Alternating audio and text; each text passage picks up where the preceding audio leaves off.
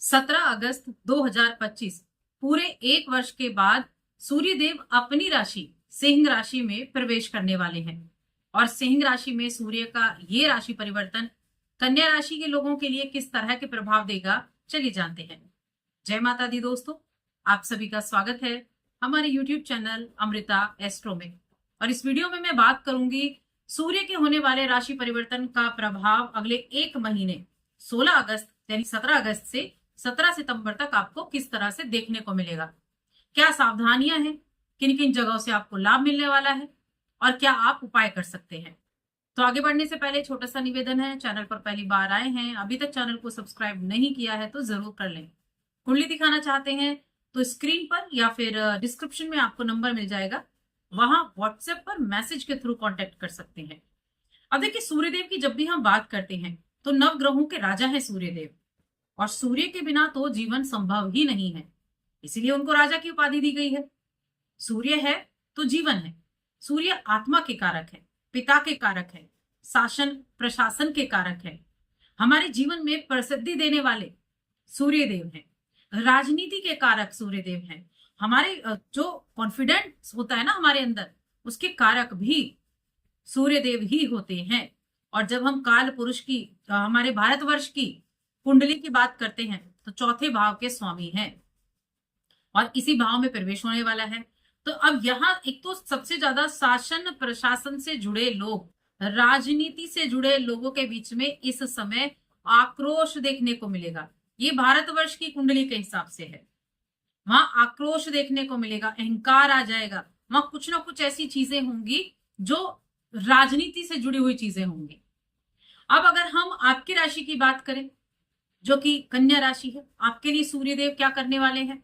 तो देखिए, सूर्यदेव आपकी कुंडली में देखें तो 12वें घर के स्वामी होते हैं। 12वां घर मोक्ष का है, 12वां घर खर्चे का है, 12वां घर विदेश का है, हॉस्पिटल्स का है, हॉस्पिटल्स में होने वाले खर्चों का है। अब इस भाव के स्वामी इसी भाव में आ रहे हैं और ऊपर से केतु वहां पहले से विराजमान है। केतु को भी 12वें घर के लिए अच्छा नहीं माना गया है और सूर्य भी 12वें घर के लिए अच्छे नहीं माने गए हैं। वैसे तो वो कुछ ऐसे क्षेत्र हैं जहां पर अच्छे परिणाम भी देंगे, तो सबसे पहले हम उनके बारे में जानेंगे, उसके बाद हम कहां कहां सावधानी रखनी है उसके बारे में जानेंगे। तो 12वां घर विदेश से जुड़ा है, एक्सपोर्ट इंपोर्ट से जुड़ा हुआ है। सबसे पहली चीज तो हो गई, इस समय विदेश से जुड़े हुए जो कार्य हैं, विदेशी कंपनी में जो काम कर रहे हैं, विदेशी किसी भी तरह से विदेश की कंपनी या विदेश से जुड़े हुए बिजनेस कर रहे हैं, तो ये आपको बहुत अच्छे अवसर देगा। ये आपके लिए बड़ा फायदेमंद समय रहने वाला है।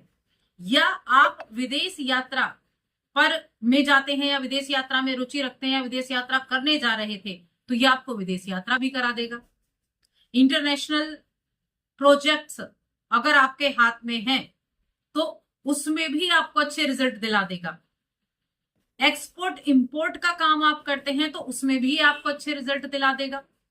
तो ऐसी चीजों के लिए अनुकूल समय दिखाई दे रहा है। इस दौरान थोड़ी सी भावनात्मक तौर पर आप अपने अंदर कमी महसूस कर सकते हैं। देखिए, 12वें घर से बैठा सूर्य और केतु सामने छठे घर पर दृष्टि डालेगा। छठे घर में राहु है और छठा घर रोग रिपूर्ण का है। कभी कभी ऐसा लगेगा आपको जैसे आप जो चीजें आप लोगों को कह रहे हैं, जो आप समझा रहे हैं, वो बातें उनकी समझ में ही नहीं आ रही हैं। ऐसे में आप थोड़ा कंफ्यूज हो जाएंगे, आप बड़े एक होता है ना क्रोध जल्दी आ जाना, ऐसी स्थिति बन जाएगी कि जो आप समझाना चाह रहे हैं वो सामने वाले की समझ में नहीं आ रहा है। तो ऐसी स्थितियां इस टाइम में बनने वाली हैं और लाभ भी मिलने वाला है। तो ऐसे में थोड़ा सा ध्यान करेंगे, मेडिटेशन करेंगे, थोड़ा अध्यात्म की तरफ जाएंगे तो ये चीजें ठीक भी हो जाएंगी। देखिए, जो उपाय है ना, जो रेमेडी होती है, वो ऐसे ही काम करती हैं कि जिस भाव में बैठा है, जिन चीजों का कारक है, हम उस भाव से जुड़े हुए ऐसे रेमेडी कर ले जो बहुत ज्यादा कठिन भी नहीं होती। मेडिटेशन करें, वो आपको अच्छा रखेगा। इसके अलावा ये सूर्य का गोचर 12वें घर में खर्चे आपके बढ़ा सकता है, यात्राएं आपकी बढ़ा सकता है। विदेश यात्रा है ना, और ऐसी यात्राएं भी हैं जो व्यर्थ की हो। एक तो अपने ऐसी यात्राओं को बिल्कुल टाल देना है जो बिना किसी काम के हैं, क्योंकि उनकी वजह से आपका काम बिगड़ सकता है। लेकिन जो आप कामकाजी यात्रा करेंगे उससे आपको लाभ भी मिल सकता है। तो व्यर्थ की यात्रा को टालना है, खर्चों को कंट्रोल करना है, जो आपकी जिम्मेदारी है। खर्चा भी कैसी चीजों पर होगा? बेकार की चीजों पर खर्चा होगा। किसी ने कह दिया, मित्र ने कहा चलो घूम कर आते हैं, तो वहां सारा खर्चा आपका हो जाएगा, तो ऐसे खर्चे हो जाएंगे। लेकिन विदेश से जुड़ी हुई चीजों से सकारात्मक रिजल्ट आपको मिलेंगे ही मिलेंगे। व्यर्थ की भागदौड़ छोड़नी है। कई बहुत सारी चीजें ऐसी होती हैं कि दूसरों का काम करवाने के चक्कर में अपने काम रह जाते हैं, तो ऐसी व्यर्थ की भागदौड़ को आपको छोड़ना होगा और खर्चों को रोकने की जरूरत होगी। किसी भी शासन प्रशासन से जुड़े व्यक्ति से वाद विवाद की स्थिति भी हो सकती है। देखिए, छठा घर सेवा का भाव है, जहां पर सूर्य की दृष्टि है। अगर आप जॉब कर रहे हैं तो अपने बॉस से, अपने अधिकारियों से बनाकर रखें। गवर्नमेंट जॉब में है तब भी मैं कहूंगी, आपके किसी बड़े अफसर से आपका वाद विवाद हो सकता है। गवर्नमेंट जॉब में नहीं है तब भी आपका किसी बड़े व्यक्ति से वाद विवाद की स्थिति हो सकती है, और ऐसी कि बाद में आपको पछताना पड़ जाए। तो ऐसी स्थितियों को बिल्कुल भी ना आने दें। पहले से सतर्क रहना है इस एक महीने में, क्योंकि ये समय जो 12वां घर है ना, ये थोड़ा सा पीड़ादायक होता है। पैरों संबंधी पीड़ा हो गई, नेत्र संबंधी पीड़ा हो गई, ऐसी समस्याएं आपको दे सकता है ये। तो ऐसे में जागरूक रहना, समझदारी दिखाना बहुत इंपॉर्टेंट होता है। यहाँ डराने की कोई बात नहीं है कि आप किसी भी चीज से डरें। उपाय ऐसे हैं जो आप उस घर से जुड़ी हुई चीजें करेंगे। देखिए, आप पूजा पाठ में मन लगाइए, आप अध्यात्म की तरफ चलिए, क्योंकि 12वां घर मोक्ष का घर है। अध्यात्म की तरफ चलिए, आप पूजा पाठ में आप मन लगाइए, व्यर्थ की भागदौड़ कम कर दीजिए, वाणी पर थोड़ा अंकुश लगा लीजिए, तब आप अच्छे रिजल्ट भी प्राप्त कर सकते हैं। जो नेगेटिव प्रभाव है, उपायों से भी आप दूर कर सकते हैं। कुछ मैं आपको और भी उपाय बताने वाली हूं। अगर हम रिश्तों की बात करें तो रिश्तों के मामले में ये महीना ठीक ठाक रहेगा कन्या राशि के जातकों के लिए। अब आपकी राशि के स्वामी भी यहाँ पर, और साथ में बाकी ग्रहों की भी स्थितियां देखी जाएंगी। आपकी राशि के स्वामी बनते हैं बुध देव, जो कि कर्क राशि में 11वें घर में मौजूद है। तो वो आपको रिजल्ट दिलाने का कार्य भी करेंगे, क्योंकि धन भाव के स्वामी भी हैं। जब गोचर होगा तब स्थितियां भी बदलेंगी, तब आपको खर्चों पर ज्यादा कंट्रोल करना होगा।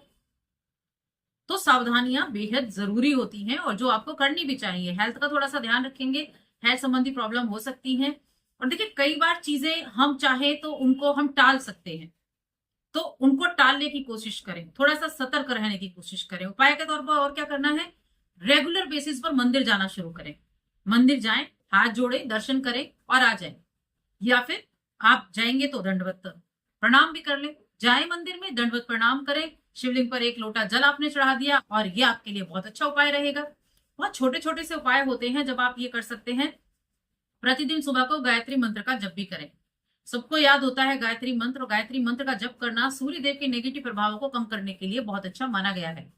तो गायत्री मंत्र का जप भी आप करेंगे। डेली आप 5 बार, 11 बार आप बोल सकते हैं। 11 बार बोलेंगे तो ज्यादा अच्छा रहेगा, बढ़ा सकते हैं तो और भी अच्छा रहेगा। तो इन उपायों को करें, आपके लिए चीजें जो है वो ठीक हो जाएंगी। तो बस आज की इस वीडियो में इतना ही। वीडियो कैसी लगी हमें कमेंट करके जरूर बताएं। जय माता दी।